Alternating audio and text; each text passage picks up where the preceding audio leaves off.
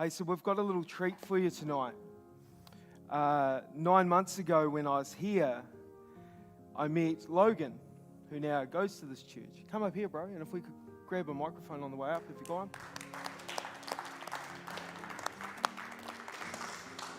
one. And testimonies are so powerful because no one can argue you out of a testimony. Like, no one could say, no, Logan, you didn't actually meet God. Because Logan would go, well, you weren't there. I was. And so I thought it'd be awesome tonight for you to share with your church family what happened 9 months ago. So what did life look like before you entered those doors 9 months ago? So 9 months ago, before ending up here that night, I was probably a full-on atheist. I didn't believe in God. I shunned him at every turn, challenged anyone that would bring Jesus or God up. I was living life angry at everything and anything, and just basically existing, and everything was sort of coming to a head in my life at that moment. My relationship had broken down. I was just doing what I'd always done and tried to persevere and was aiming high and always trying to, chase money, chase material things that were not getting me anywhere. I wasn't any happier. And then I got dragged along here, told to come along by Helen and John. Were you keen to come, or was there a bit of No, battle? so 5 minutes before I was supposed to be picked up and brought here, I was about to bail, so wasn't going to come. And it was my sister that said, I'll come with you, and so we jumped in the car and here I was. Awesome. So when you walked in the doors, because did you kind of think when you walk into a church the thing might fall down? No. Because you're a strong atheist, you hadn't been in church for, 32 years? Yeah, I got taken to church as a kid, right up till I was about 10. So had, I suppose, exposure to Jesus and God through Sunday school and that as a young kid. But I suppose whether it, at that time sunk in probably. Parents split up, not long after that, and sort of from that, that's where the downhill slide was, where basically, God, Jesus didn't exist, and also parents sort of walked away from it too. So I turned away from God, I suppose, at that stage, even though I wasn't sure I was really with God. And so I suppose my walk through life up until that point was that I was angry at things, probably always looking for something, not knowing really what it was that was missing in my life. Awesome. So well, that's not awesome, that's tragic, but I'm glad it gets really awesome soon. Dope. Okay.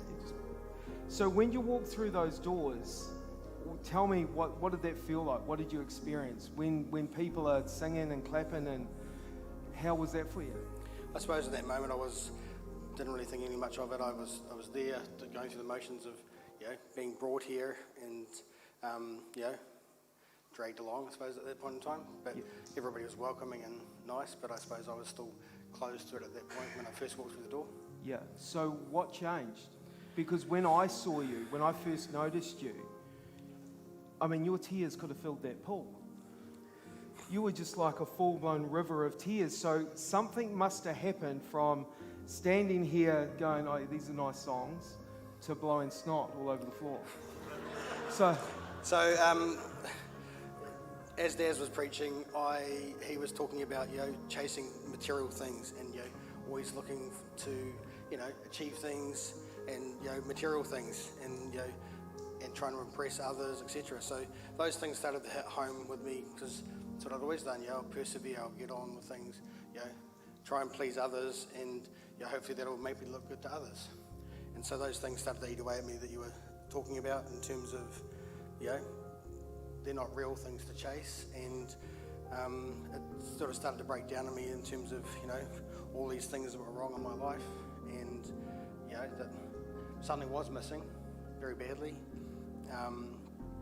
And then I had a flashback to when I was at Sunday school of, that simple analogy of Jesus on the cross. So that flashed in my head, as silly as that sounds. And then as I was there in the moment, I had this warm tingling up both my arms and into my chest, and then an overwhelming feeling of just being set free. Something lifted off me, and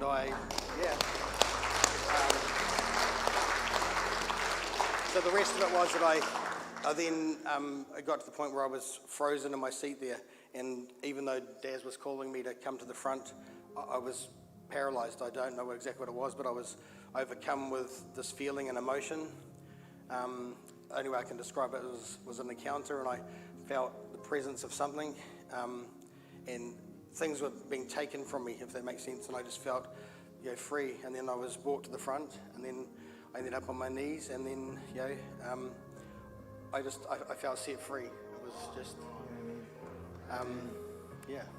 Amen. That's so beautiful. Isn't this beautiful? Oh, this is just so beautiful.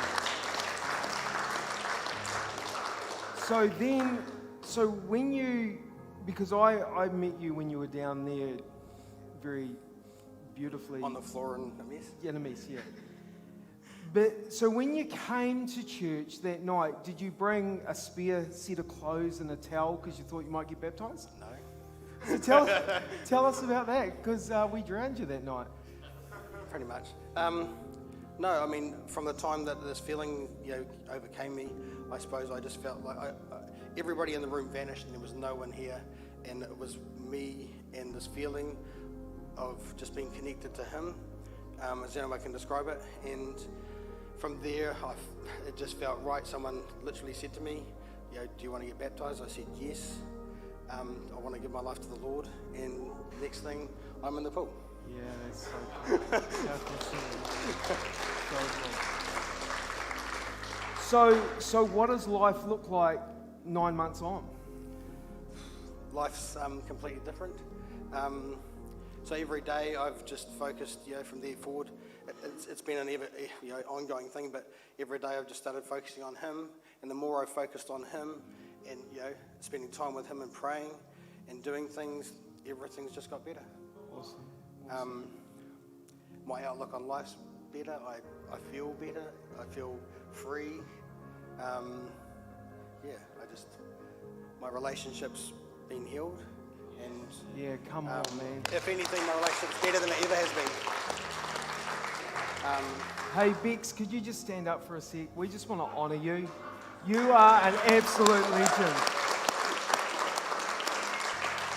The fact that you guys are still together and you've seen Him at His absolute worst, I just want to honour you. You're a flipping legend, and God is going to use you so powerfully to break into broken girls' hearts and share your story. When you were talking at dinner tonight, powerful, man, powerful. So you're a champion, and I'd get used to holding one of them if I was you. Need a bit more practice. No, man, it's hard. It's all about heart. Yeah. And you've done beautifully, and I just want to say, bro, it was such an honour to see God move in such a powerful way, and then to come back 9 months later and see that you're burning for Jesus. It's so encouraging.